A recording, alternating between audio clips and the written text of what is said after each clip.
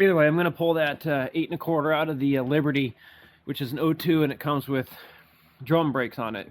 And so some of the internet stuff says that you can do a ZJ or a WJ brake swap on the 9 1/4 for an XJ.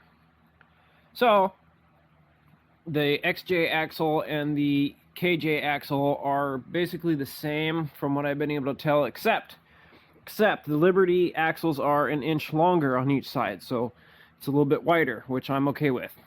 This is going to be kind of just documenting this process here, because out of all of the collective knowledge of the internet, everybody seems to say, well, just get a data 44 and 8.8. Well, simple. Because I fucking hate Fords, and I don't have a Dana 44 sitting out there in my yard. So, this is what we're doing. If you want to do something different, do whatever you want to do. So, we're going to answer a couple questions here. Does the ZJ brakes fit on a Liberty? I guess that's one thing. It's not really a huge deal to know that, but we're going to know. Because apparently nobody knows. So, after this, we're going to know. So, this axle, this 35, that's 165. So this axle is about 50 thousandths bigger than the Dana 30, which is not a huge amount. And so that's what makes it weak. The other thing that makes it weak is that the bearing here takes all of the weight, and the weight actually rides on the axle. The benefit to the front is that it does not take the weight on the axle. So that's one reason that the 35s are so weak, is because it has to take the weight and the axle actually flexes. And that's why the C-clips break off, because the tube, imagine the tube and the axle, when you come down on something, that weight pushes the axle, twists it this way, and also the tube bends up this way. So that's what breaks the C-clips. The little PP tip off of that, that's what breaks that off. So this, say like, okay, the axle is 50 thousandths thinner, but it doesn't have to deal with that shock load and that torsional physics terms and stuff. It doesn't have to deal with that. So this will actually be able to take a little bit more than that, just because of the application. So, see, this is what happens when you get about 12 IPAs in you and you get a new welder off of eBay. You just kind of come in here. And the other thing is that these bearings are toast, because I won't be able to feel it through the camera, but yeah, see, I just kind of welded that shit and sprayed it out with Prairie Parts Cleaner and pushed it down the road. So you can kind of see on that pinion where it's been kind of scrapey on there. So we're just going to avoid that altogether. The 8 1/4 has a track lock in it, which we're probably going to end up pulling out and welding, because I'm not going to try and buy a bunch of stuff for this. So,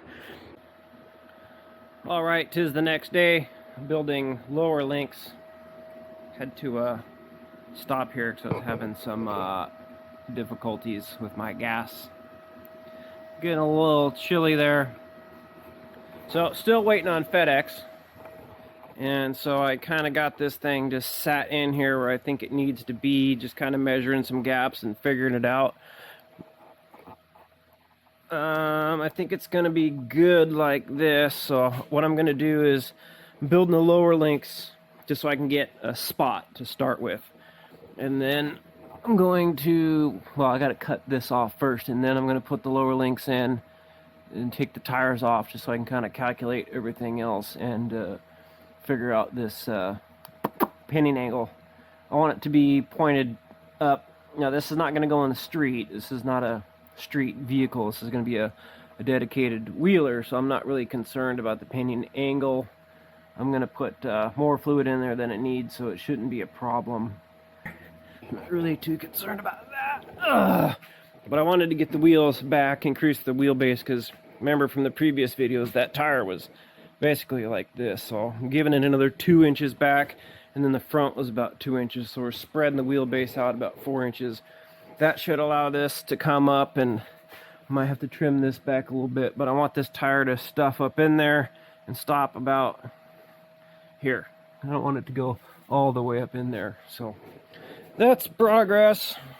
After those arms cool down, I'm going to get them in there, set them in there, see how it goes. Wait for this flamometer to warm up. Ooh, that's kind of cool looking.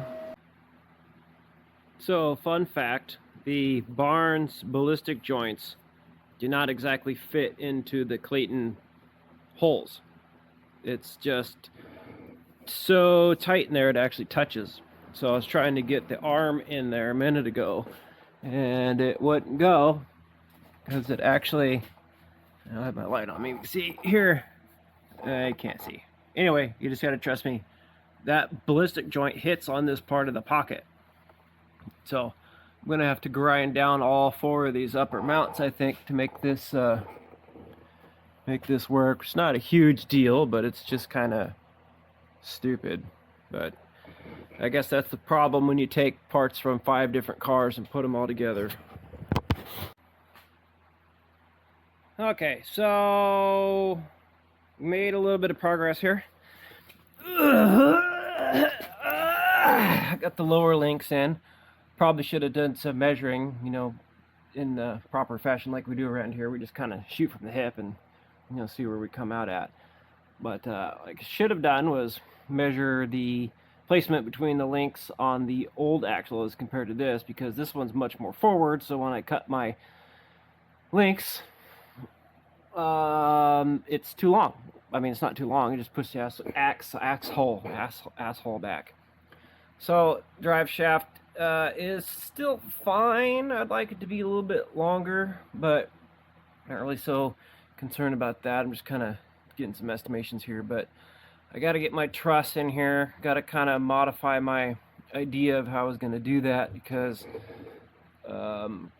these links, the upper link is going to be way too high. So I think what I'm going to do is, instead of having it going up and over where that link is, it's going to have to come more forward, you know, this way, I think. And I'm going to have to shorten that link there. So I want to kind of incorporate it into those bolt holes, so I can bolt it to the housing and then weld it in. So it might come, you know, this way, and my link might be a little bit shorter. Not quite sure, because this is where it's going to sit. Oh, this is where I wanted it to sit. Actually, I'd had it set to full bump about, well, see where the bump stop is. I had it setting on the perch, and that was perfect. And so I put the wheel on there, and so I think that might be a little bit of a trade-off here, is having the triangulated 4-link, but it won't be able to go up as high, but it'll be able to go down further, I guess. Yeah, I might have to do a little bit of math. And I did some grinding on there, kind of see to make that fit. I don't know if you can see, I can't see the screen, but if you can see it, that's good. And also I had to take my burr and drill this hole out a little bit, because this was made for 7/16 fasteners, and I used 5/8 because why not, right? So I also have to move the shock locations, because you kind of see how the Liberty shock mount is a little bit further out. And also I might have to move the shock location here on the body, because you kind of see no liney-uppy anymore, because I wanted to move the wheel back because it was almost touching. And so now I've solved that problem by getting it more centered in the wheel well. But now the shocks don't really line up. You know, I mean, I probably could have done a little bit of research on this and did a little bit of planning and kind of gone from there, but that kind of defeats the purpose of how I like to do things. So I might try and figure out where all these spot welds are in her, and cut that out and just move that whole thing over. Or just cut it off completely and use a piece of square tube, which is also a possibility.